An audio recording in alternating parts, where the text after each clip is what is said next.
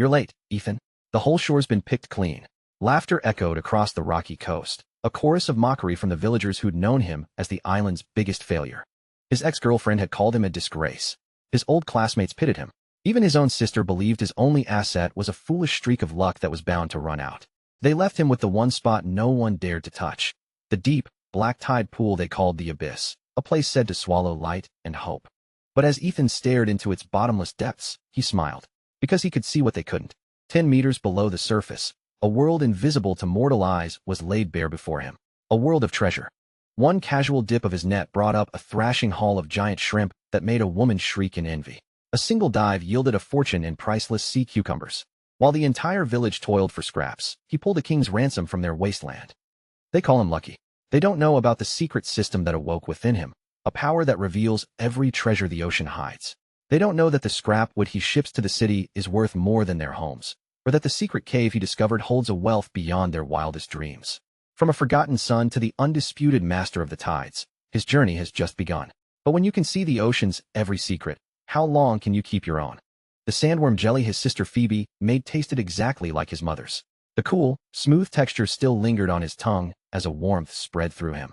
He watched his sister go outside, and when she saw the two massive buckets overflowing with seafood, her shock was impossible to hide. You caught all this with crab pots. Phoebe's voice trembled. She had once been a skilled crabber herself, but in recent years, pulling up 9 empty pots for every 10 was the norm.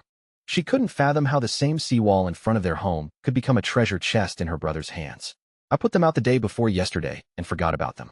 Just went to pull them up this morning, Ethan said casually, as if it were the most natural thing in the world. Phoebe looked at her brother, her expression complex.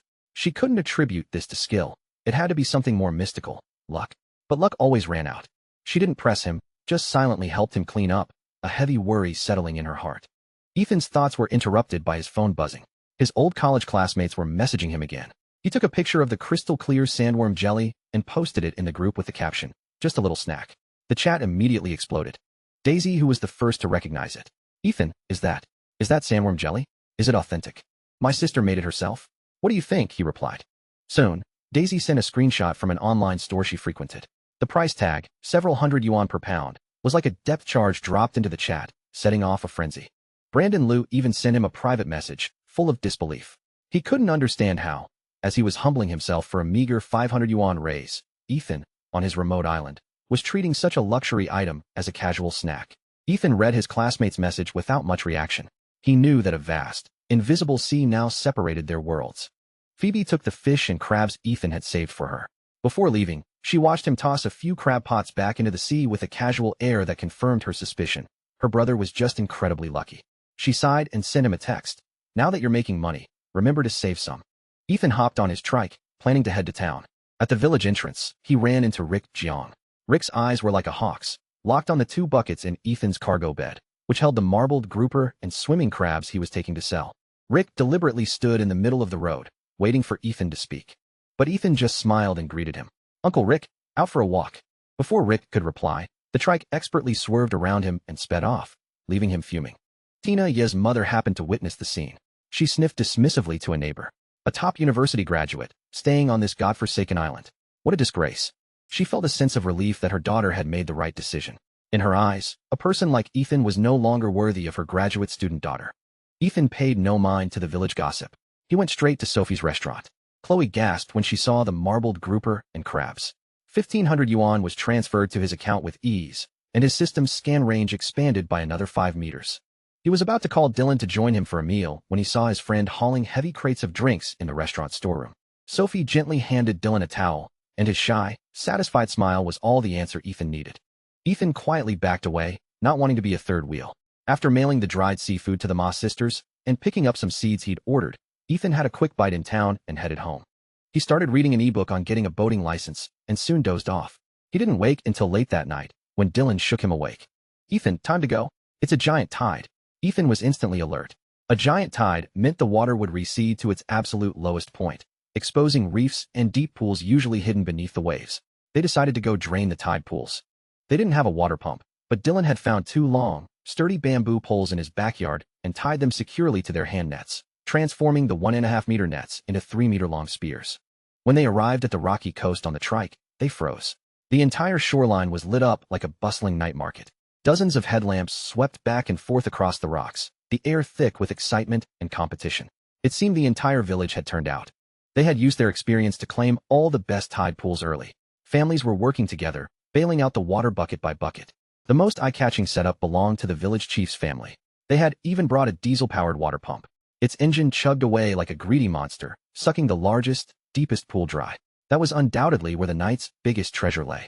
Ethan's arrival immediately drew everyone's attention. A villager he knew shouted with a laugh, "Ethan, you're late.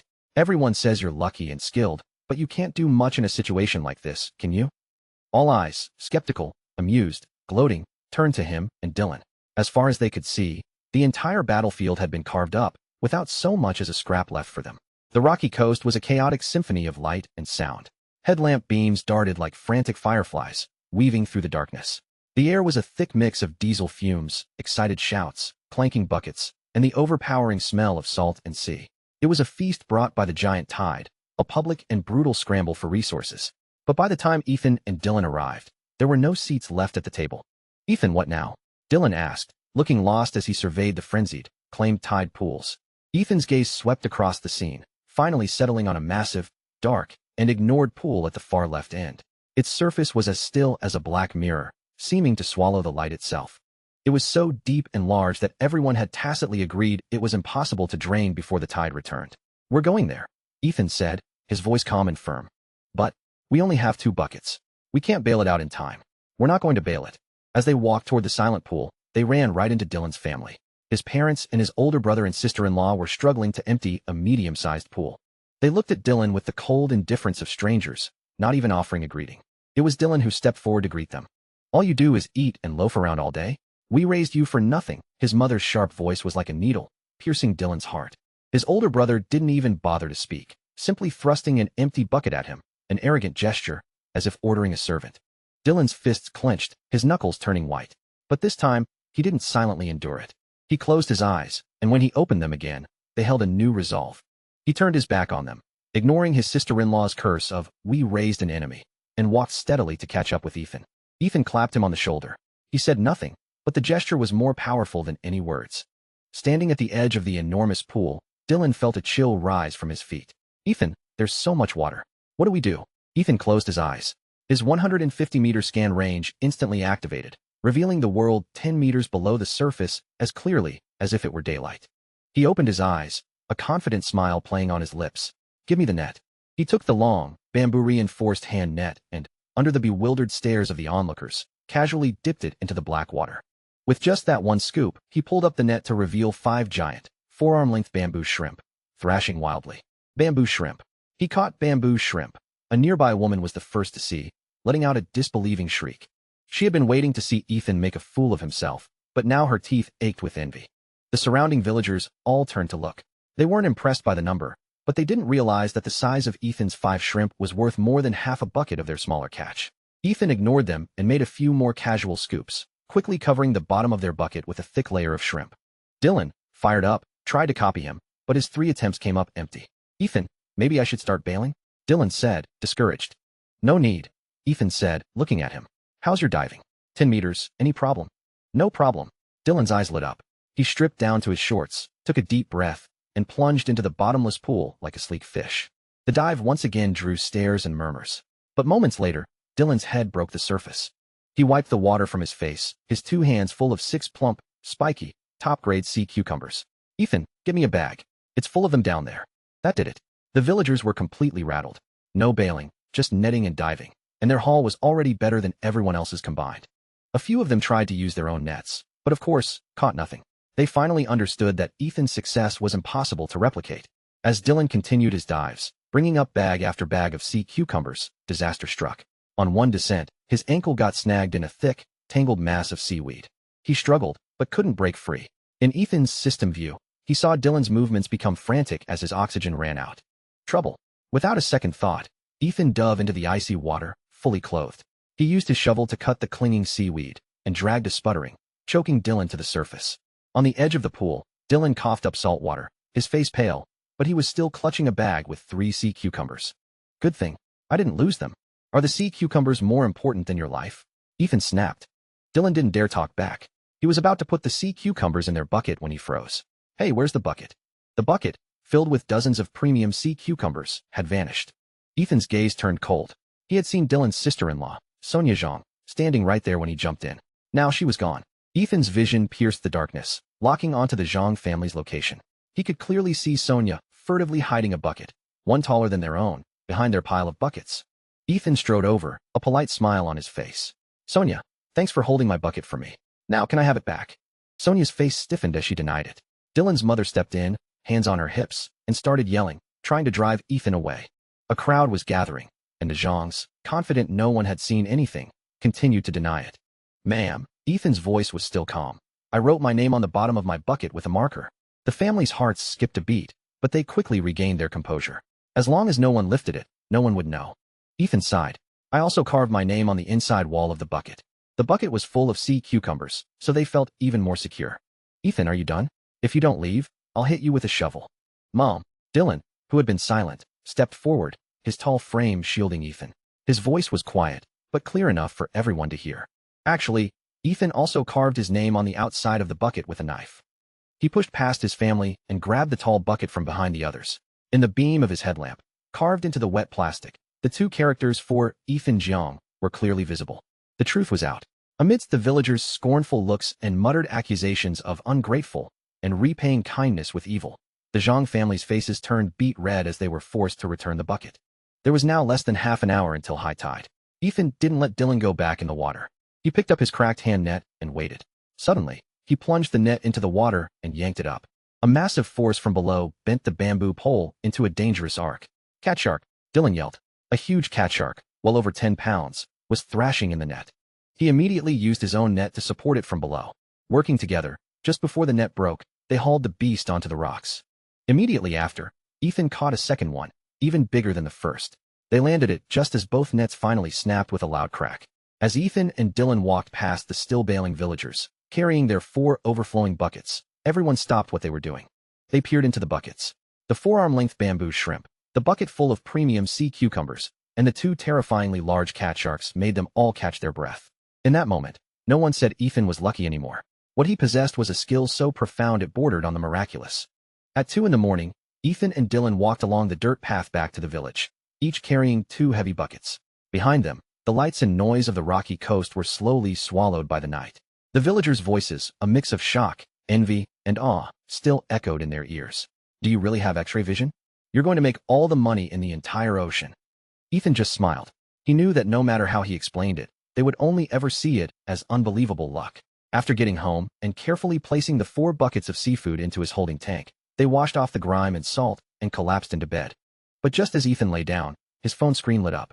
A message from Chloe, sent 20 minutes earlier. Are you asleep?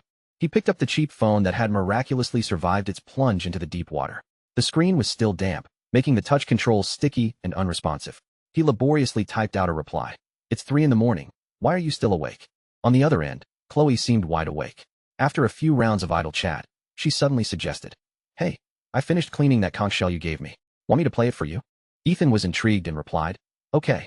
The next second, a video call from Chloe came through. It took him several taps to finally answer. On the screen, Chloe was makeup-free, wearing soft cartoon pajamas, her cheeks still rosy from sleep. She held up the modified conch shell. Small holes had been drilled into its tip and body, making it look something like a primitive instrument. She put her cherry-like lips to the hole at the tip, her fingers lightly covering the holes on its body, and took a deep breath. Ethan had expected a childish prank, but when the first note came through the phone, he was stunned. The sound was completely different from any modern instrument. It was ancient, mournful, carrying the breath of the deep ocean and the echo of ancient battlefields. For a moment, the sound pulled him out of reality.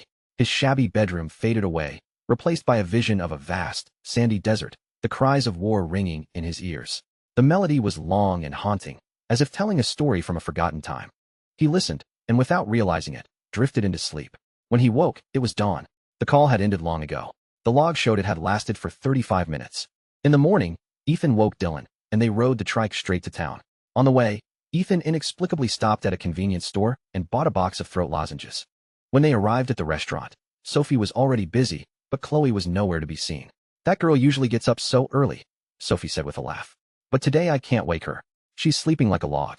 Ethan silently slipped the lozenges back into his pocket, figuring he'd just use them himself. When Sophie saw the seafood they'd brought, even she, who had seen it all, couldn't hide her shock. "Ethan, you're incredible," she said with genuine admiration. The weigh-in began, and the numbers that flashed on the scale were staggering. 2 cat sharks, prime size. I'll give you $150 a pound. That's $4,200. Wild sea cucumbers, 35 pounds, for $7,000. Finally, the bucket of giant bamboo shrimp. Sophie's expression was more serious than ever.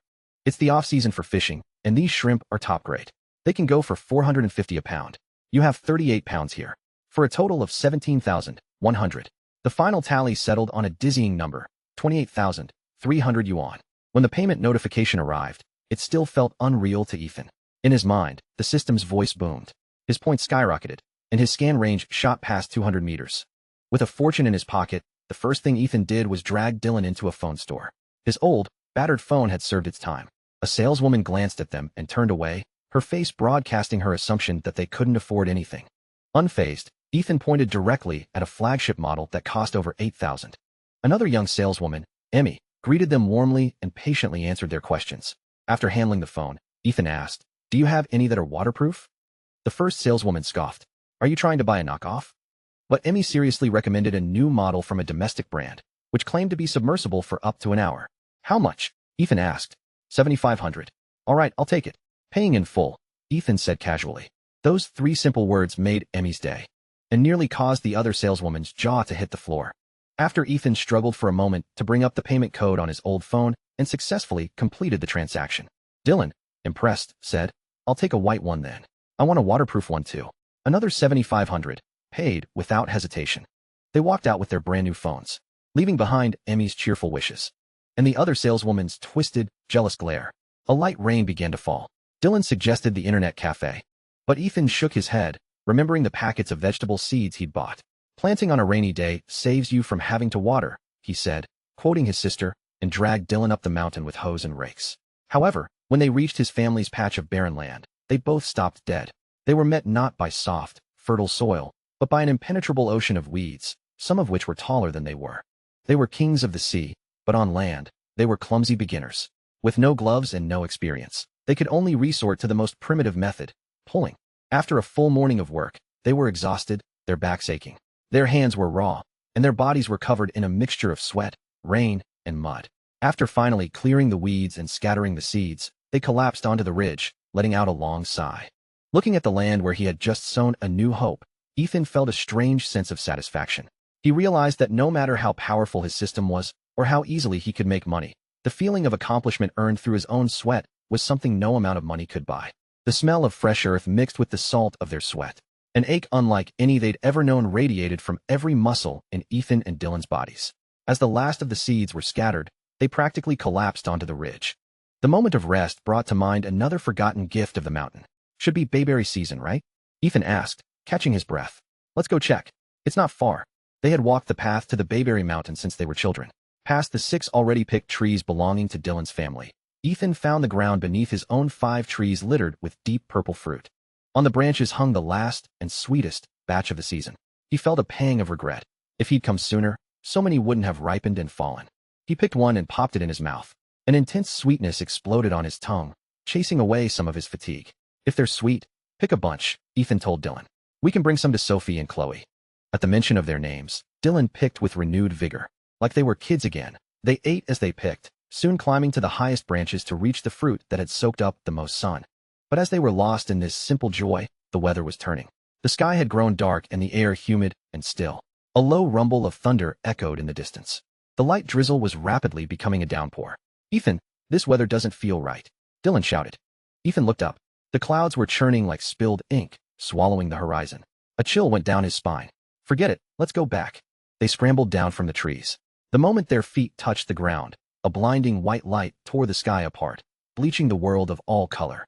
It was followed by a deafening crack directly overhead. Not thunder, but the sound of the air itself being ripped apart. Ethan felt a powerful force shove him sideways, his ears ringing, a tingling numbness spreading from his fingertips. He looked back, shaken, to see the very tree they had just been in split down the middle. Half the trunk was charred black, sending up wisps of smoke and a sharp, acrid smell. Dylan's face was pale with terror, his voice trembling. "Ethan, what? What did we do to deserve that? Is heaven trying to strike us down?" The proximity to death left Ethan with a cold sweat. But after the initial shock, a term surfaced from his memory: lightning-struck wood. He remembered a wealthy, Taoism-obsessed classmate, Sheldon Shun, complaining that authentic lightning-struck wood was nearly impossible to find. Forcing his racing heart to slow, he pulled out his new waterproof phone and took a photo and a short video of the smoldering, blackened tree. Back home, the storm raged outside. Ethan posted the photo in his college group chat and tagged Sheldon. "Just watch this lightning-struck wood get made. Who wants it?" Sheldon's private message came almost instantly, full of skepticism. Ethan didn't bother typing, just sent the 10-second video, the sounds of wind, rain, and thunder clearly audible, a tiny flame still flickering on the charred wood. The next second, a video call from Sheldon came through. On the screen was Sheldon's smug face, sipping tea in what looked like a factory workshop. Just as Ethan answered, a brilliant flash of lightning lit up his window, followed by a clap of thunder that shook the glass. "Holy crap, it's real," Sheldon yelled, all his doubts vanishing. Ethan hid a smile. These rich kids were all the same. "So, do you want it or not?" "Yes, of course. How much are you selling it for?" "I don't know the market." "You name a price." Ethan figured if he offered 1,000 or 2, he'd dig it up and ship it. A few hundred, and Sheldon could deal with it himself. Sheldon held up 2 fingers. 200? Or 2,000? Ethan frowned. "Ethan," Sheldon's voice was placating. "How about I pay you a 20,000 yuan deposit, and when it arrives, I'll give you another 180,000. Ethan's brain short-circuited. 20,000 plus 180,000. That was 200,000 yuan. He stared, speechless. Seeing his expression, Sheldon thought he was unhappy with the price. Okay. How about another 50,000? 250. That's my final offer." Ethan's jaw dropped even further. "All right, fine. 2080. My dad keeps a tight leash on me. That's all the liquid cash I have," Sheldon said, looking pained. Ethan finally found his voice, trying to sound calm. "We're classmates. I wouldn't take advantage of you. 2080 it is." After hanging up, Ethan couldn't contain his excitement. While Dylan was in the shower, he grabbed a hoe and ran back out into the torrential rain. 280,000 yuan was lying on that mountain, and he couldn't wait a second longer. He used all his strength to dig out the heavy, lightning-scarred trunk and haul it home. When he appeared before Dylan, covered in mud from head to toe, his friend could only stare in disbelief. After a hot shower, Ethan started sneezing, a deep chill settling into his bones. He knew he was probably coming down with a cold, but for that kind of money, it was worth it. He drank the ginger tea Dylan made, but the chill wouldn't go away, and his head grew heavier. He collapsed into his rocking chair, received the 20,000 deposit from Sheldon, and another 2,300 from Dylan for the crab pot haul, triggering another system upgrade. But he was too exhausted to be excited. A deep weariness washed over him, and he fell into a heavy sleep. He didn't know how long he slept, but in a hazy dream, he smelled the rich, warm aroma of meat congee. Then, a familiar, light floral scent drifted to him, Chloe's unique fragrance. With a jolt, Ethan forced himself up from the rocking chair. He turned his head and saw her, fanning him with a worn-out fan, a gentle smile on her face. What are you doing here?" Ethan's voice was hoarse with surprise and weakness. The rich aroma of meat congee gently pulled Ethan from his feverish haze. He struggled to open his heavy eyelids, and as his vision cleared, he saw not Dylan's familiar face, but a gentle profile. Chloe was sitting beside him, waving a worn-out fan, sending a warm, fragrant breeze his way. What are you doing here?" Ethan's voice was hoarse, laced with disbelief. Hearing his voice, Chloe turned. Seeing his surprised expression, she pouted. "Are you that unhappy to see me? I heard from Dylan you weren't feeling well, so I got the key from him to come check on you. I got my shoes all wet just trying to find the way." Ethan's gaze fell to her feet. Her small, fair feet were lost in his oversized flip-flops, looking surprisingly cute. A warmth spread through his chest. Before Ethan could speak, Chloe, like a magician, pulled a box of cold medicine and a brand new first aid kit from her bag and set them on the table. "Humph. And here I was, being nice and bringing you medicine. If you don't want me here, I'll just leave." She pretended to get up. "I do want you here." Ethan quickly stopped Chloe, grateful he was at least wearing a tank top. "My head's just a little fuzzy. I think I was delirious." "Really? Let me see." Chloe stood on her toes and gently pressed her cool, soft palm against Ethan's forehead. The sudden touch sent a jolt through Ethan.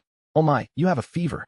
Chloe immediately rummaged through the kit, pulling out fever reducers, various common medicines, iodine, and bandages.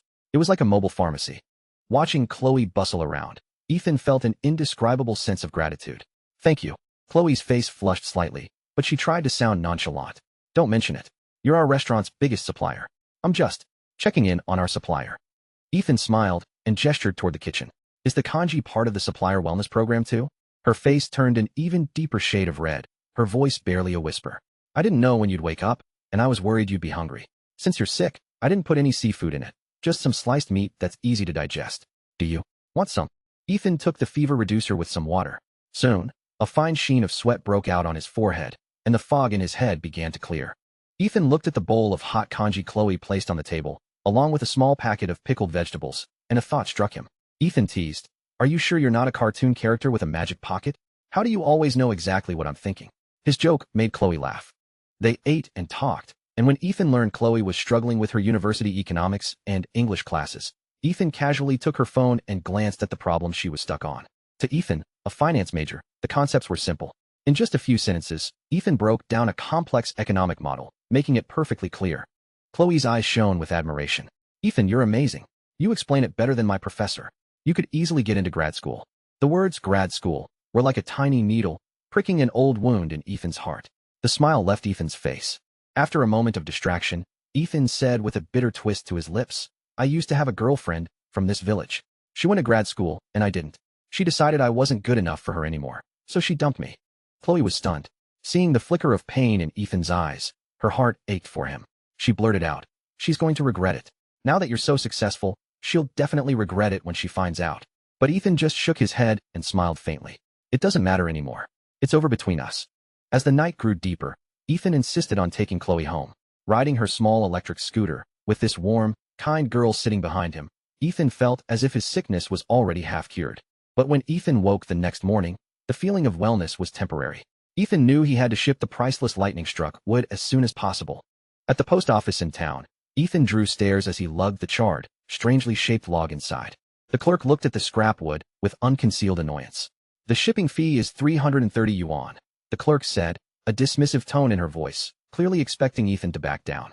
"Okay," Ethan replied calmly, then added, "I'd like to add insurance." "Insurance?" The clerk looked at Ethan as if he'd told a joke. "For a piece of broken wood? I want to insure it for 280,000. Ethan's voice was still perfectly calm. Ethan's words silenced the entire post office for a moment, before a wave of suppressed laughter rippled through the room. 280,000? Kid, are you still dreaming? No one would pay 28 yuan for that junk. Despite the ridicule, Ethan stood his ground. Eventually, the manager was called over. To resolve the situation, Manager Fong followed procedure and sent a photo to the insurance company for review. A few minutes later, Manager Fong stared at his phone, an expression of utter disbelief on his face, before announcing, "The insurance company has approved the policy." The air in the post office froze. The clerk who had been mocking Ethan just moments before turned from red to ghostly white. The scene flipped dramatically. The staff became incredibly solicitous, carefully wrapping the scrap wood in layer after layer of the softest packing material. Manager Fong himself respectfully handed Ethan his business card, his attitude a complete reversal. Riding his trike back to the village, Ethan was stopped at the entrance. A private car had pulled over, and a stylishly dressed young woman got out. It was his ex-girlfriend, Tina Yi. "Ethan, is that you?" Tina asked, a flicker of surprise in her eyes, which quickly turned to entitlement. She pointed at the muddy road. "Is that your trike? Give me a ride. My shoes and my dress will get dirty." Ethan's mind flashed to the image of Chloe, barefoot and adorable in his oversized flip-flops. Ethan glanced at Tina, his expression cold and emotionless. "Everyone else is walking. Are your legs broken?" With that, Ethan twisted the throttle. The trike sped past Tina, splashing mud, leaving her standing there, her face red with fury. Back home, exhaustion hit Ethan again, and he fell into a deep sleep. Ethan was woken that evening by a frantic call from his sister. "Ethan, is this a scam? There's a huge truck parked in front of my house saying I bought a bunch of appliances, and they're insisting on bringing them inside." Ethan had to laugh. He'd completely forgotten to tell Phoebe. Ethan quickly got dressed and rushed to her village. A crowd had gathered around a massive delivery truck, which was surrounded by a brand new washing machine, water heater, standing air conditioner, and a refrigerator so large it looked like a cabinet. Phoebe saw Ethan and was both angry and anxious. "I don't want any of this. Take it back. You can't just waste money like this." Ethan took Phoebe's hands, looking at her calloused fingers. "Phoebe," Ethan said softly, "after Mom and Dad died, it was just us. All those years, if it weren't for you, I wouldn't have survived. Trust me, I'm not wasting money. This is just what I'm supposed to do for you." Tears instantly welled up in Phoebe's eyes. She hugged her brother tightly, sobbing. The surrounding villagers were stunned into silence. When Phoebe wiped her tears and turned to the crowd, announcing with a pride she had never shown before, "My brother bought all of this for me," all the whispers and doubts dissolved into pure, unadulterated envy. The delivery men maneuvered the huge refrigerator into Phoebe's empty kitchen. When they plugged it in, a soft light filled its interior. That light illuminated not just the simple country home, but the new dignity and hope that Ethan had earned for his family with his own 2 hands. Waking up after the fever, the world seemed washed clean, exceptionally clear, but he still felt a lingering, floating exhaustion. Ethan was planning to rest for another day, but a frantic call from his sister, Phoebe, jolted him fully awake. "Ethan, you have to tell me. Is this a scam? There's a huge truck at my door. They insist I bought a bunch of appliances, and they want to move them inside. They even know my name and number." Her voice was a mix of panic and fear. Ethan slapped his forehead, not knowing whether to laugh or cry. He'd completely forgotten to give her a heads up about the surprise. He soothed his sister while throwing on some clothes and rushing over to her village on his trike. When Ethan arrived, a massive crowd had already formed around Phoebe's house. Next to a delivery truck, brand new boxes were piled high, printed with images of a washing machine, a water heater, a standing air conditioner, and most impressively, a box for a double-door refrigerator that was nearly as tall as a person. When Phoebe saw Ethan, she was a mess of anger and heartache, grabbing his arm. "I don't want any of this. Send it back. You can't just throw money away like this."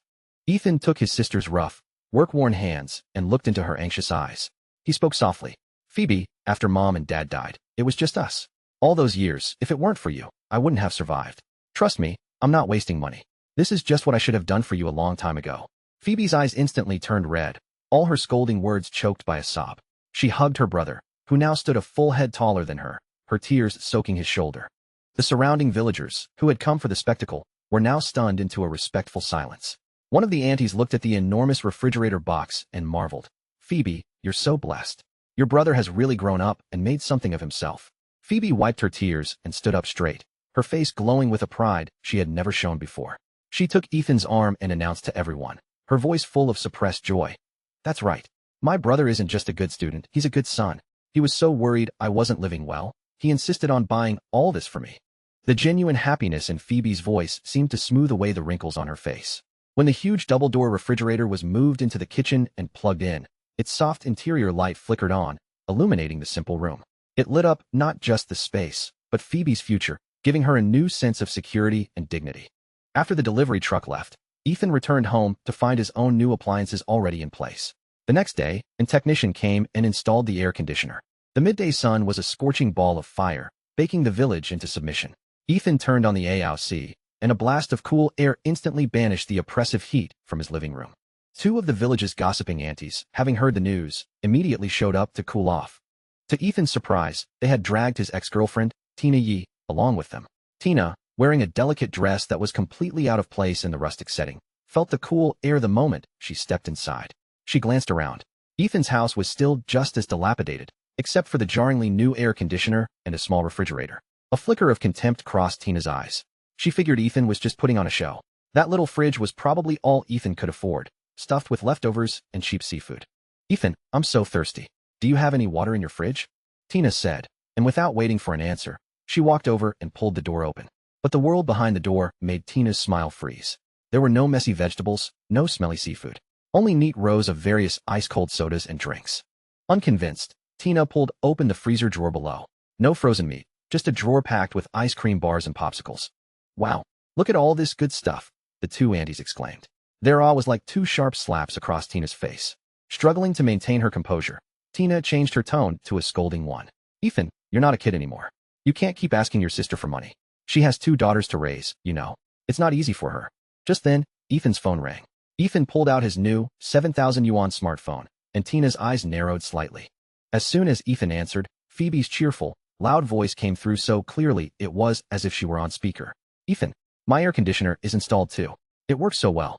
But this thing must use a lot of electricity, right?" "Phoebe," Ethan's voice was calm and steady, "don't worry about it. If you think the bill is too high, I'll pay for your electricity this summer." The call ended, and the living room fell silent. Tina's face went from pale to flushed, a mask of humiliation. Her every assumption, every carefully constructed barb, had been shattered by that single phone call. Furious, Tina lashed out. "What are you doing for money now? Have you resorted to illegal means?" Her eyes darted between Ethan and Dylan, who had just walked in, implying they were involved in something shady. Ethan laughed, a sound devoid of any warmth. Ethan looked at the woman before him, so familiar yet so strange, and his voice was as cold as a deep-sea current. "Tina, if you think I've committed a crime, you're welcome to report me. Now please leave my house.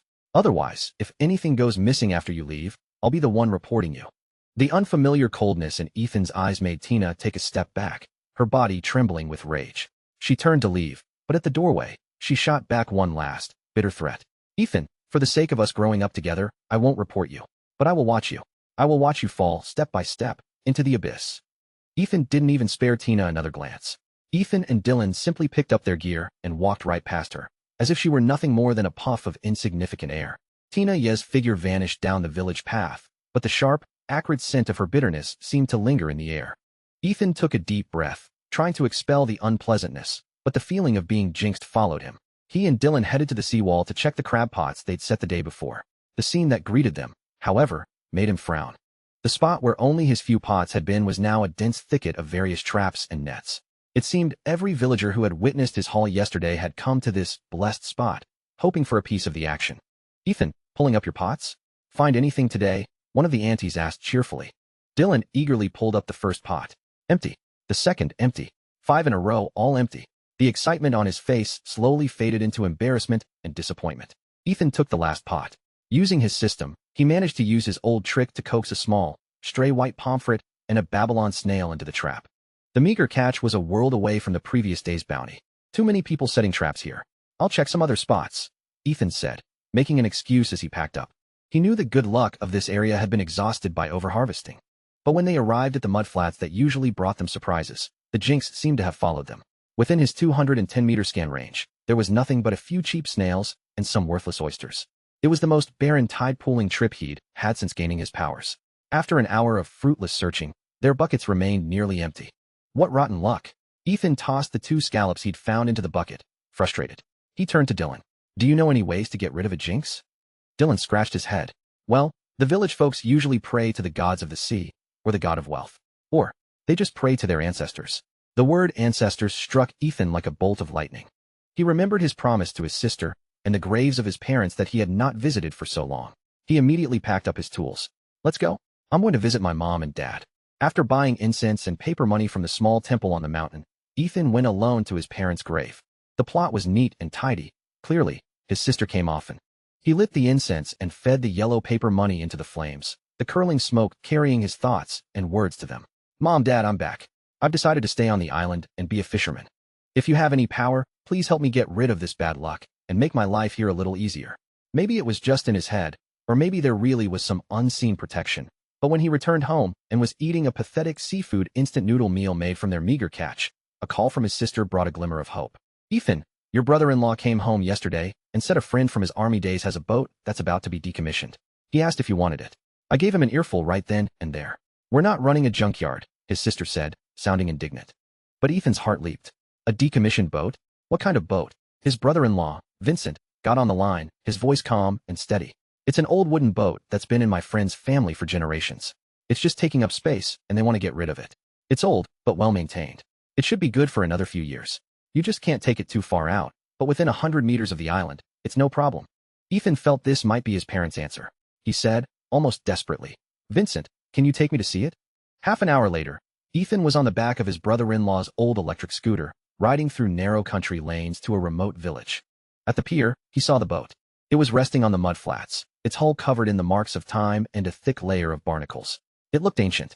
But as Ethan got closer, his eyes lit up. The boat was much larger than he had imagined. Vincent's friend, a cheerful man named Kai Zhang, took out a measuring tape. 12.2 meters long, 3.5 meters wide, he announced. Ethan measured it himself. It was exact. Kai then jumped aboard and opened the floorboards, revealing 2 huge storage compartments, perfect for sorting a large catch. Ethan jumped on deck and stomped his feet. The boat gave a solid, muffled thud. It was incredibly sturdy. He ran his hand over the thick wooden planks, feeling an irrepressible excitement. Other than lacking a roof and a toilet, the boat was perfect for his current needs. He felt his brother-in-law's estimate of its lifespan was far too conservative. So what do you think? Do you like it? Kai asked jokingly, not expecting to actually sell it. Kai, how much are you asking for the boat? Ethan's voice held a tremor of excitement he couldn't hide. Kai scratched his head, clearly struggling with the price. 500,000? Or maybe, cheaper for 100,000? 20? If you're serious about buying, you just name a price. Ethan had never seen anyone sell something like this. Suppressing his elation, he made a crucial request. The tide's coming in. Can I test it out? Sure, go ahead. Kai agreed readily and headed toward the pier's service station. I'll go buy some fuel for my friend's test drive. The diesel engine rumbled with a steady, powerful hum as the old wooden boat slowly pulled away from the pier on the rising tide. Ethan stood at the bow, feeling the slight vibration as the hull cut through the water, his heart pounding with excitement. His brother-in-law, Vincent, was at the helm, expertly assessing the vessel's performance. "There are too many barnacles, so it's sitting a bit low in the water," Vincent said with a frown. "But the engine sounds solid, like it hasn't been used much." Kai was right. This boat has good bones. It's made of top-quality hardwood, coated with anti-corrosive paint. It's held up incredibly well all these years. Ethan could feel it too. The boat had more power than he'd expected. It moved smoothly and felt incredibly stable, handling far better than he could have imagined. Just then, his phone vibrated. A message from Sheldon Shin. The final payment for the lightning-struck wood, 260,000 yuan, had arrived. The sudden influx of cash filled him with confidence. "Vincent, let's head back," Ethan said, his voice thick with suppressed excitement. "I'm very satisfied with this boat." Back on shore, Ethan didn't hesitate. He looked at Kai Zhang and made an offer that caught the other man completely by surprise. "Kai, 180,000 for the boat. Will you sell?" Kai thought he had misheard. He had expected an offer of 80, maybe 100,000 at most. He nodded vigorously. "Yes, definitely." The contract was signed, and the full 180,000 was transferred on the spot. Ethan then, without a second thought, spent nearly 8,000 yuan to fill the 1,000-liter fuel tank. This series of swift, decisive actions left not only Kai speechless, but also his brother-in-law, Vincent, in a state of profound shock. He began to wonder if his quiet brother-in-law had secretly struck it rich. That evening, a freshly cleaned and painted wooden boat was moored at the Lower River Village Pier. Ethan, Vincent, Phoebe, and even Dylan and the two little nieces had spent the entire afternoon working together, scraping the hull clean of barnacles and applying a new coat of anti-corrosive paint. To celebrate, Ethan drove his trike, with his cheering nieces and Dylan in the back, to town. He booked the best private room at Sophie's restaurant and treated the whole family to a lavish feast. One by one, the premium seafood dishes that Ethan had previously stored there were brought to the table: grilled conch, scallops with garlic, steamed blue crab. Phoebe and Vincent were dazzled, and the two children ate until their faces were shiny. Chloe thoughtfully brought in a fruit platter. The natural ease between her and Ethan made Phoebe curious. "Ethan, you two seem to know each other well." "We're friends, I guess," Ethan answered honestly. Phoebe nodded thoughtfully, then sighed. "It would be nice if you could find a pretty girl like her. That would really show Tina Yi." Ethan didn't know whether to laugh or cry. "Phoebe, if I get a girlfriend, it won't be to compete with anyone." After dinner, Ethan saw his brother-in-law off at the ferry terminal. He had retrieved 2 large jars of his homemade fermented crab paste and mud snails from the restaurant's fridge. "Vincent, take these to work with you," he said, pressing them into his hands. "They're good with rice." Vincent held the 2 heavy jars, filled with the taste of home, and looked at his thoughtful brother-in-law, a mix of emotions swirling within him. Maybe he really had grown up. Ethan didn't go home. He took the same ferry as Vincent to the district. He had a boat, but he didn't have a legal license. He needed to spend 3 days in the city to get all the necessary certifications. The 3 days would also give the new paint a chance to dry completely. He didn't waste his nights at the hotel. He remotely directed Dylan to dig for sea worms on the mudflats, to be used as all-purpose bait for his future fishing trips. At first, Dylan found nothing and was getting anxious. But Ethan, relying on his incredible memory, accurately described the grassy patches where the worms liked to hide. Dylan followed his instructions and was soon rewarded with a huge haul, leaving him in awe of Ethan's remote control abilities. 3 days later, Ethan returned home, fully certified. The news of his boat purchase had already spread through the village like wildfire. The moment he arrived, he was surrounded by a crowd of villagers, all congratulating him. "Ethan, you've really done it. Buying a boat without a word to anyone. See, a college education really does make a difference." Amidst the chorus of compliments, an unwelcome figure appeared. Tina Yi stood at the edge of the crowd, sizing him up with a complex expression. "You really bought a boat?" she asked, her tone probing. Before Ethan could answer, one of the aunties chimed in. "Of course he did. The boat's at the pier right now, the paint's drying. It's been there for days." Tina bit her lip, seemingly struggling to process this unacceptable fact. She looked up, meeting Ethan's eyes directly, and asked a question that silenced the crowd. "How big is it? Can I go see your boat?" Tina Ye's request to see the boat sent a ripple through the boisterous crowd. Before Ethan could even respond, a quick-witted auntie grabbed her arm. "Silly girl, why do you need Ethan to take you? You know where the village pier is. Just walk over yourself." That was all the encouragement the villagers needed. Their curiosity piqued. The entire group surged forward, sweeping Ethan along with them toward the pier. The 12-meter wooden boat rested high on the dock. Though its design was old, the clean, freshly painted hull looked impressive in the sunlight, drawing gasps of admiration from the villagers. "Ethan, this boat is huge. I thought it would be 7 or 8 meters at most, not 12. Ethan wasted no time. He found 8 strong men from the pier, and with Old Man Zhang and another elder who had come to help, they had a crew of more than a dozen. Together, with a chorus of 1, 2, 3, heave, the wooden boat was slowly and steadily pushed into the rising tide. Just as Ethan and Dylan were about to board, his sister Phoebe rushed over, carrying several bags. "What's the hurry? You haven't performed the blessing for the boat's spirits yet," she scolded, deftly setting up a small altar on the pier and lighting incense. "Patron spirits of the sea, please protect my brother Ethan and his friend Dylan, and keep them safe on this boat," she prayed, bowing 3 times. She then bowed to the 4 directions, murmuring the names of various deities, entrusting her deep, simple love for her brother to the ancient ritual. Under his sister's insistent gaze, Ethan had no choice but to bow as well. Finally, with the entire village watching, Ethan steered his very own boat away from the pier. In the crowd, Tina Ye's young, pretty face stood out, her expression a complex mixture of emotions. Once they reached open water, Ethan familiarized himself with the controls while activating his system. Within the 210-meter scan range, the underwater world was laid bare. He was surprised to find the sea around the island was much deeper than he'd thought, over 100 meters in some places. And on the sandy bottom, countless sea cucumbers and conchs lay dormant, like an orchard waiting to be harvested. Unfortunately, the water was too deep. He could only look on with longing. "Ethan, see any fish?" Dylan asked, full of hope. "I do," Ethan replied, his voice confident. He steered the boat to an area where a school of fish was gathered, feeding on the carcass of a larger fish, a natural chum spot. They baited their hooks with the sea worms and cast their lines. Almost instantly, Dylan's rod bent into a sharp arc, but the force lasted only a moment before disappearing. He reeled in his line to find only a mangled piece of bait. "It got away," Ethan said, looking at the red sea bream swimming leisurely below. He used the knowledge he'd learned from his books to show Dylan a better way to bait the hook. Just then, Ethan's own rod bent violently downward, the pull far stronger than the sea bream. He looked down and his heart leaped. A giant halibut, over 1.5 meters long, had taken his hook. "Big one." Ethan's focus sharpened. Relying on theory learned from books, he began a tug-of-war with the deep-sea giant. Reeling, releasing, reeling again. Each pull tested his strength and patience. Dylan watched, his heart pounding, unable to help. "Ethan, what do I do?" "Take the helm," Ethan shouted. If he could use the boat's power to tire the fish out, his chances would be much higher. "But I don't know how to drive it." "Then never mind." Ethan had to rely on his own strength. Gradually, he reeled in the line, and a huge, flat, dark shadow became visible beneath the surface. When the halibut was about 4 meters from the boat, Dylan finally saw its true size and gasped, "Whoa, that's a huge fish. Quick, the net." Shaken from his trance, Dylan grabbed the custom-made 5-meter landing net. With all his might, he plunged it into the water and expertly scooped up the exhausted halibut. Together, after a final, violent struggle, they hauled the behemoth onto the deck. Ethan measured it. 1 meter, 62 centimeters. He conservatively estimated it was worth over 2,000 yuan. Thrilled, he placed it in the live well and immediately hooked a second one of similar size. He had Dylan take a picture and posted it to his social media. Within 5 minutes, his phone was buzzing nonstop with likes and comments.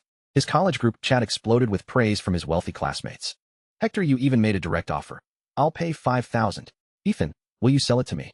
Seeing his classmates' enthusiasm, an idea began to form in Ethan's mind, a whole new way of doing business. He politely declined the offer, his mind already racing. He cast his line again. In his system's view, a third halibut lay hidden in the sand far below, waiting for his challenge. The third halibut, hidden deep in the sand, finally succumbed to the temptation of the sea worm. But just as Ethan was bracing for another epic battle, a greedy sand goby darted out and stole his bait. Ethan didn't know whether to laugh or cry as he reeled in the worthless intruder and tossed it back into the sea. Having wasted a precious sea worm, he had to rebait his hook and carefully lower it back into the depths, maneuvering it past the persistent goby to finally deliver it to the halibut's waiting mouth. Another long, arduous struggle began. The 2 previous fights had already left Ethan's arms screaming with fatigue. He looked at Dylan, who was practically vibrating with eagerness, and made a bold decision. "You take it," he said, handing over the heavy rod. Dylan was both thrilled and terrified, nervously spitting on his hands for better grip. Encouraged by Ethan's reassurance that it was okay if he lost it, he took the rod. The immense power that shot up the line was exhilarating, his first true taste of battling a giant fish. With Ethan's calm instructions, they worked in perfect sync. Dylan played the fish while Ethan waited for the right moment, then expertly scooped the 1.28-meter halibut up with the net. With 3 massive fish in the hold, they were both utterly exhausted. The sun beat down, turning the deck of the unshaded wooden boat into a scorching griddle. Ethan decided to call it a day and began his first real circumnavigation of the island. The boat passed the familiar fishing villages and piers, heading for the rarely seen backside of Jawa Island. There were no beaches here, only continuous, vegetation-covered cliffs, a raw and majestic landscape. As the boat moved slowly past one of these cliffs, a faint light flashed in Ethan's peripheral vision. It wasn't a reflection off the water, it was coming through the rock. "Let's go check that out," Ethan said, slowing the boat and steering toward the unremarkable cliff face. As they got closer, Dylan still saw nothing unusual, assuming Ethan was looking for the legendary and valuable goose barnacles. But Ethan stood at the bow and pushed aside a thick curtain of hanging vines and branches. "Holy crap, there's a cave here," Dylan exclaimed. Behind the vines, a dark opening, just large enough for one person to pass through, was perfectly concealed. Once again, Ethan's vision had uncovered a secret hidden even from the locals. They anchored the boat and waded into the narrow, deep-sea cave. Inside, it was cool and damp, the water barely covering their shins. After about 10 meters, just as Dylan thought they'd reached a dead end, Ethan turned a corner into a much wider passage. The light suddenly grew brighter. When they emerged from the passage, the sight before them made both of them gasp. They were standing in a massive, dome-shaped cavern.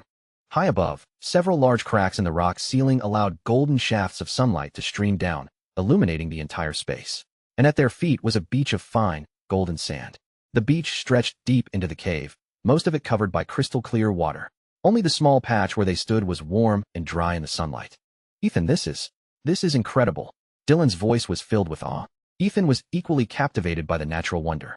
He checked the time. It was half an hour until the next low tide. They decided to gather some driftwood on their secret, secluded beach and build a fire. They skewered the 2 butterfly fish Dylan had caught and leisurely roasted them over the flames. The aroma of cooked fish filled the cave as the water in front of them slowly, steadily receded.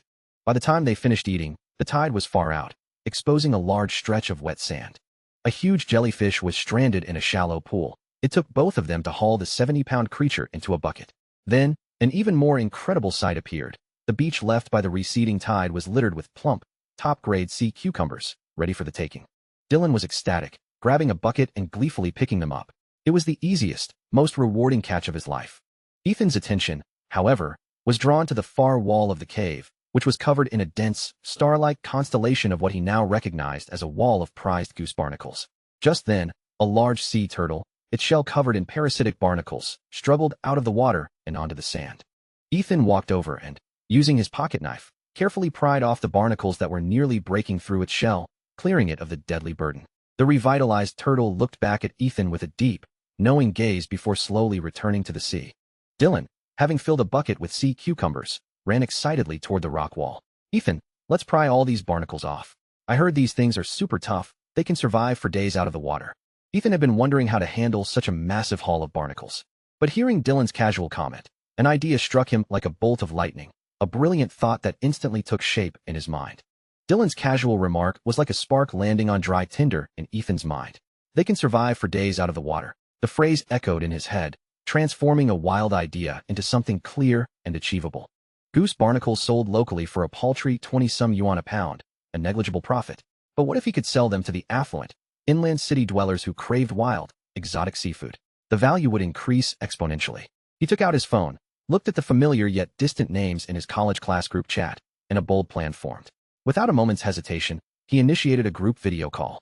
One by one, their profile pictures lit up. Daisy Hu, Hector Yu, Sheldon Shun. Even the usually quiet Brandon Liu joined. At first, they were just curious, complaining that Ethan was interrupting their 9-to-5 grind. But when Ethan slowly panned his camera across the stunning, hidden landscape, they were all silenced. Sunlight streamed through cracks in the cavern's ceiling, illuminating the golden sand and crystal-clear water. It was paradise. "Ethan, where are you? That's beautiful." Daisy's exclamation spoke for everyone. Ethan smiled, carefully keeping the cave's dome out of the frame, letting them see only a pristine, secluded coastline.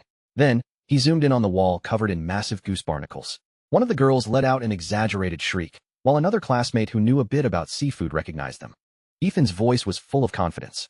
"That's right. These are the freshest, cleanest, and biggest wild goose barnacles I have ever seen. The ones you see online for 30 or 40 a pound. Who knows what cargo ship they were scraped off of? But these, fresh from unpolluted rocks, you can't even imagine how delicious they are." He expertly used the information gap and people's concerns about food safety to position his product as high-end and all-natural. His wealthy classmates immediately understood. "Just tell us the price," Hector Yu said, getting straight to the point. 60 yuan a pound, flat rate. Shipping not included. His price was higher than online, but for this crowd, it was a perfectly acceptable price that signaled quality. I'll take 50 pounds. Hector was the first to order. 3,000 yuan was nothing to him, but it bought him a novel experience and a perfect gift for his clients. With the first order placed, the floodgates opened. 20 pounds, 10, 5. Even Brandon gritted his teeth and ordered 2 pounds, just to try them.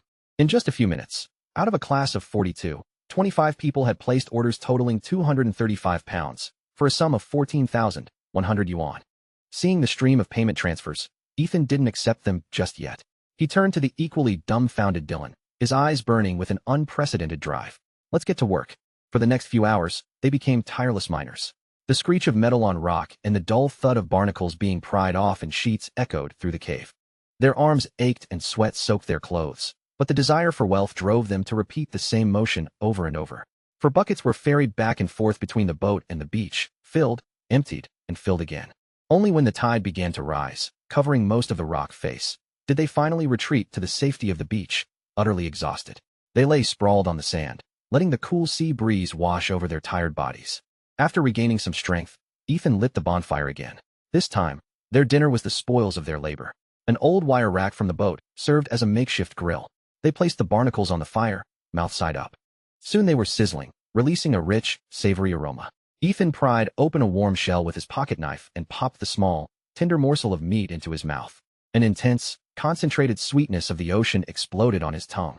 It was more delicious than any he had ever tasted. They also grilled a dozen small sea cucumbers, their chewy, soft texture a perfect contrast to the crisp barnacles.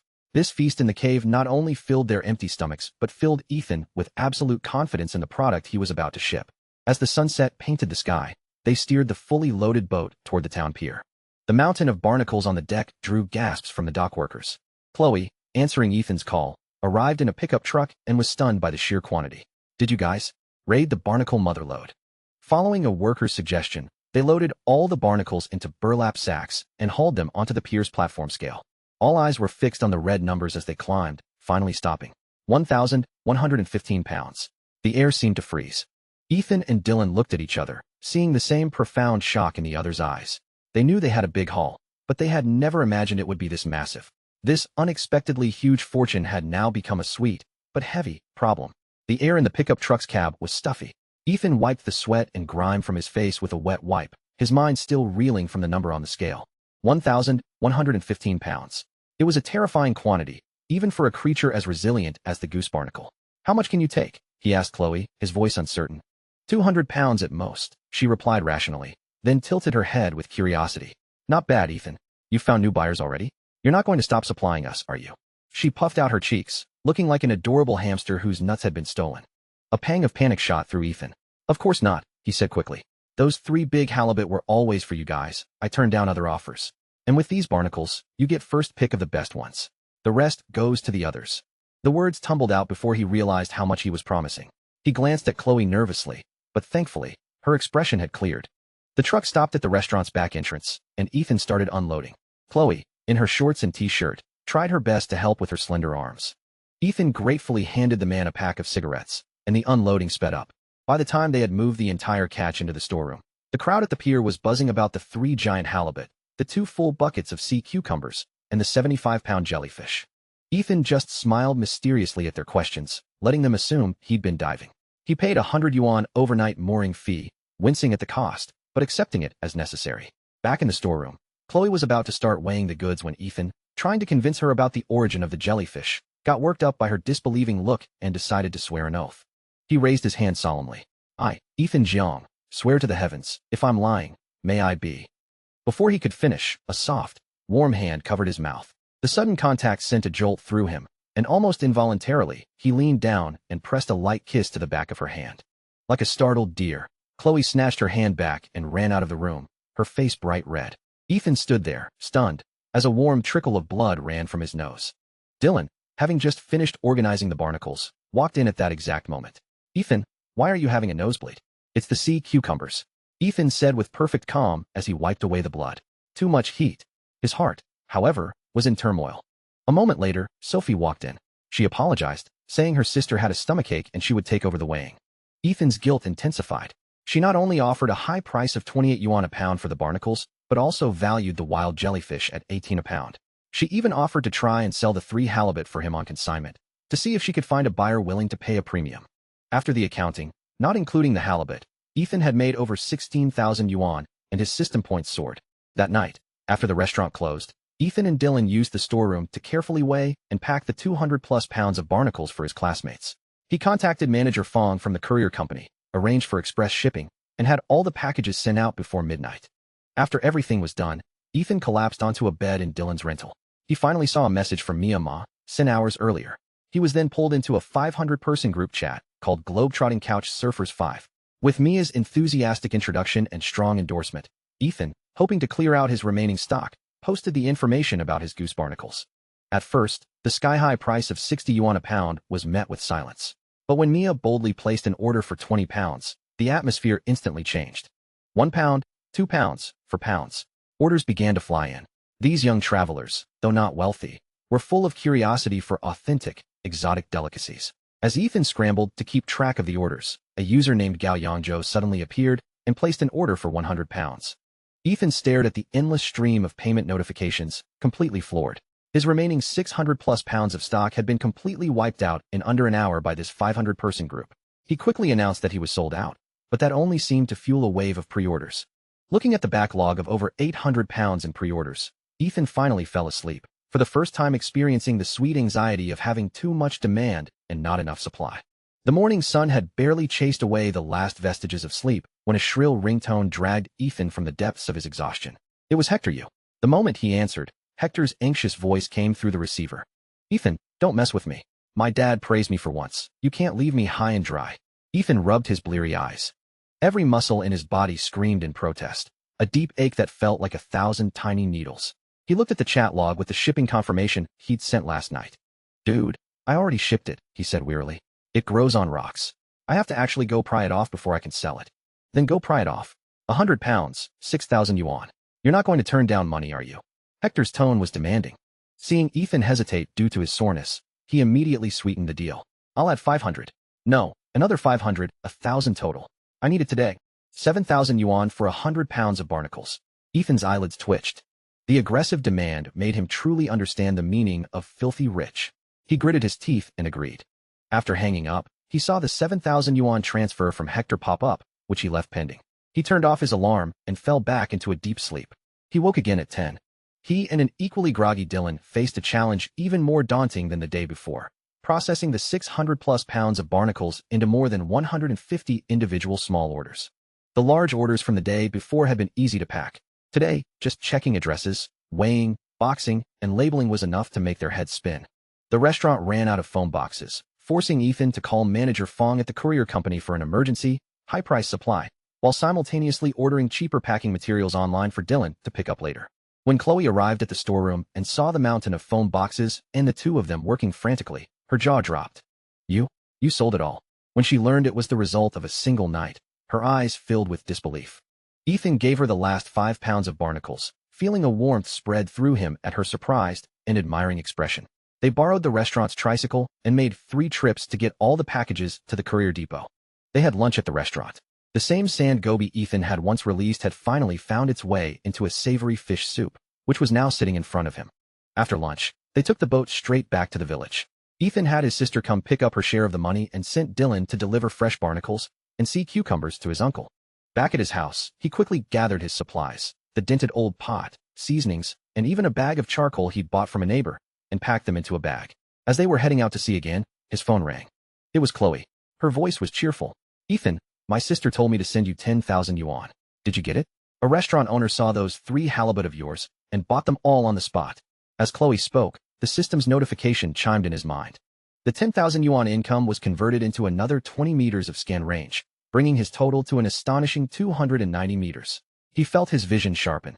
He could even see a single rogue feather sticking up from the head of a distant seagull. Thanks to you guys, Ethan said sincerely. I never would have gotten such a high price without you. On the other end, Chloe laughed, her voice playfully coy. You're all sweet talk, but no action. The casual comment sent a ripple through Ethan's heart. When they reached the secret cave again, the tide was still high. Ethan used the time to send photos of the shipping labels to all his customers and accept their payments. Nearly 40,000 yuan flooded into his account. The system went wild, and his scan range exploded again, reaching 370 meters.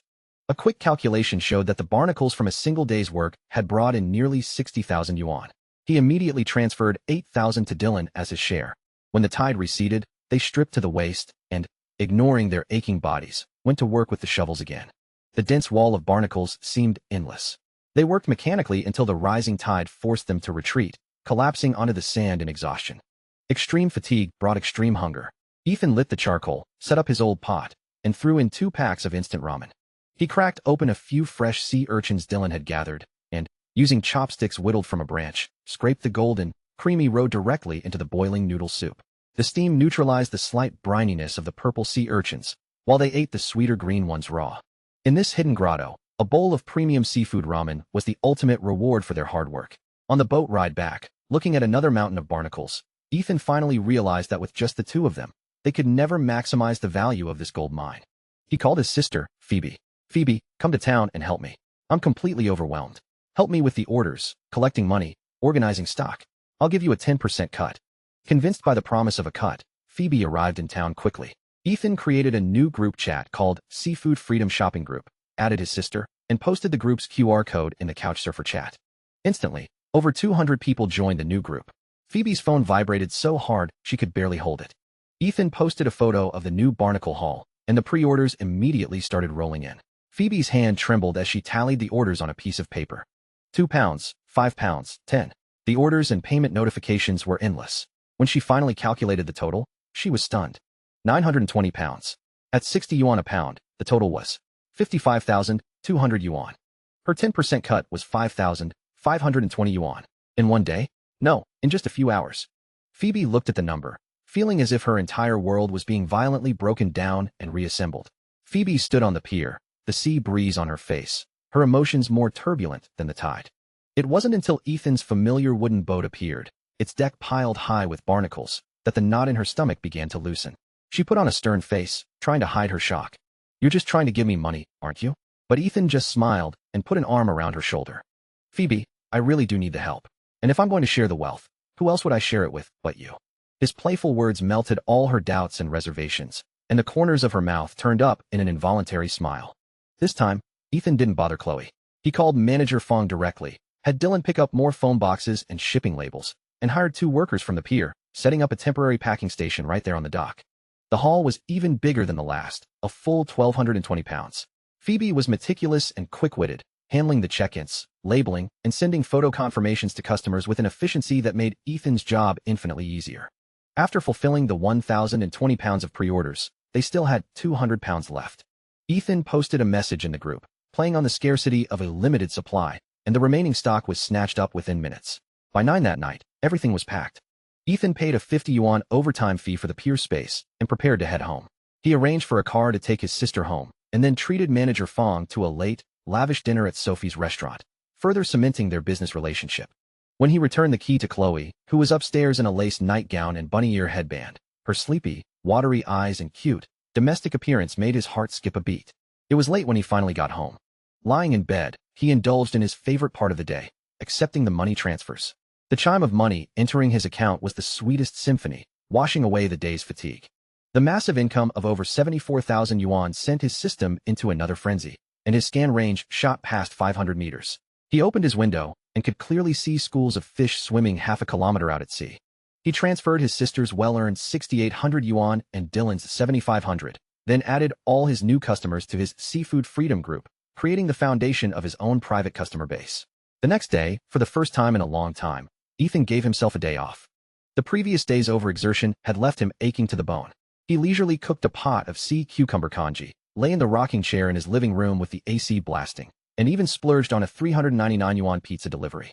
The delivery arrived just as Tina Yi was passing by. She teetered over on her high heels and, with an air of entitlement, demanded that Ethan give her half of the pizza he couldn't finish. Ethan looked at her and remembered all the times in college he had bought pizza, only to eat a single bite and pretend he didn't like it, just so she could have the rest. A flicker of disgust crossed his eyes. He said 2 words, his voice cold. "No way." Then he slammed the door in her face, shutting out the woman and the hot, bothersome world she represented. That night, Ethan had a dream. In it, a majestic being with the head of a dragon and the body of a man was scolding him sternly. "Ethan Jiang, you have broken your promise." He woke with a jolt, covered in a cold sweat. He suddenly remembered that before his first boat trip, he had promised his sister he would visit all the local temples to give thanks, a promise he had completely forgotten in the whirlwind of work. He didn't dare delay. He immediately called Dylan and his sister. The next morning, the three of them bought offerings and began a solemn journey to make amends. They went to the temple of the goddess of mercy first. Both Phoebe and Dylan prayed only for Ethan's well-being, one for her brother's safety, the other for the stability of his rice bowl. Next, they went to the sea dragon temple. The statue of the Dragon King looked exactly like the being from his dream, filling him with a deeper sense of awe. Finally, they went to the most popular temple, the one for the god of wealth, and prayed for continued prosperity. After their pilgrimage, Dylan headed back to town, while Ethan and his sister walked to the hill behind the village. There, side by side, were two graves overgrown with green grass. It was where their parents were buried. Phoebe had been holding her emotions in check all day, but as she knelt before the cold headstones, the years of grief, longing, and hardship she had suppressed finally broke through. She fell onto the grave, sobbing uncontrollably. Her cries were long and mournful. Phoebe lay against the cold tombstone, pouring out all the years of pent-up sorrow and longing. "Dad, Mom, our brother has made it. He's really made it. He's making money, and he's taking care of me. You can rest in peace now." Ethan sat quietly on a nearby rock, not offering any comfort. He knew his sister's slender shoulders had carried a weight they were never meant to bear. From the day their parents died, she, barely an adult herself, had become his entire world. Her tears now were a release, a final report to them. All he had to do was wait for her to walk out of her season of grief on her own. After a long while, her sobs subsided. She looked up, her eyes red and swollen, and suddenly pointed to a patch of grass nearby. "Is that summer bamboo?" she asked, her voice hoarse. Ethan followed her finger. The dense patch of tender yellow shoots breaking through the earth was indeed summer bamboo. As if instantly forgetting her sorrow, Phoebe grabbed a bag and dove into the patch. "When you were little and got sick, you had no appetite. I used to come up here and dig for these to make you salted bamboo porridge." Memories flooded back, and the two of them dug for bamboo shoots, talking about the hardships of their childhood. Those days of living off the mountain and the sea had been bitter, but also warm. Ethan took his sister's hand. "Phoebe," he said earnestly, "the hard days are over. Things are only going to get better for us." Back at his sister's house, his two little nieces were staring miserably at their homework, which was covered in red X's. Ethan glanced at the disastrous scores, then at his sister, who was peeling the bamboo shoots, and he knew what he had to do. He loudly praised the girls for their obvious improvement, while quickly marking the correct answers on their papers, giving them a meaningful look to hurry up and fix them. After a bit of clever cheating, he successfully convinced his sister that since their homework was done so well, they deserved a reward. With that, he led the two cheering girls to the seaside. At the base of the lighthouse, his brother-in-law, Vincent, was sitting alone, watching his fishing rod, his bucket completely empty. The first thing he said when he saw Ethan and his daughters was, "Is your homework finished?" Only after Ethan confirmed that it was did his expression soften slightly. Ethan glanced at where Vincent was fishing. His system showed not even a single small fish in the area. He chuckled and led the two girls about 200 meters away, to a spot where a school of yellowfin bream was gathered. He patiently taught them how to bait their hooks and cast their lines. From a distance, Vincent scoffed, muttering, "You just spoil them. Kids can't fish." The words had barely left his mouth when Lily shouted with glee, "Wow, a fish!" With Ethan's help, a half-pound yellowfin was successfully reeled in. A moment later, his other niece caught one too. The girls excitedly put the fish in their bucket and showed off their catch to their father. Vincent dismissed it as beginner's luck, though he told his daughters not to get cocky. The next hour, however, became the most torturous fishing experience of his life. Over where Ethan was, the two little girls, under his guidance, were getting bites on nearly every cast. One yellowfin after another was pulled from the water, ranging from a few ounces to over a pound. Their bucket was quickly filling up. "Dad, we have 4 fish now." "Dad, how many have you caught?" "Dad, these fish are so dumb, they're so easy to catch." His daughter's innocent questions were like needles pricking his heart. He finally couldn't take it anymore. He packed up his gear and silently moved over to where they were. But the moment he sat down, Ethan smiled at his nieces and said, "I think you've probably caught all the fish here. Let's try a different spot." And so, Vincent could only watch as his brother-in-law led his daughters to another fishing spot and continued their miraculous streak, while the water in front of him remained as still and lifeless as a mirror. That evening, Ethan went to town alone. At Chloe's restaurant, the chef served him a plate of pan-fried yellowfin bream. The familiar aroma made him think of his sister, and of all the times she had gone door to door, borrowing money and signing U.S. to pay for his surgery when he broke his leg. He ate the fish, his heart full of warmth and gratitude. After dinner, he sat at a dessert shop on the street, ordering a bowl of chilled white fungus soup and 2 grilled scallops. The summer night breeze was pleasant, and he leisurely watched the world go by. Suddenly, his sharp eyes caught a strange movement. A shifty-looking young man was stealthily reaching for the wallet in an old man's back pocket. Ethan's expression turned to ice. He shot to his feet and yelled, his voice sharp and loud, "Hey, what are you doing?"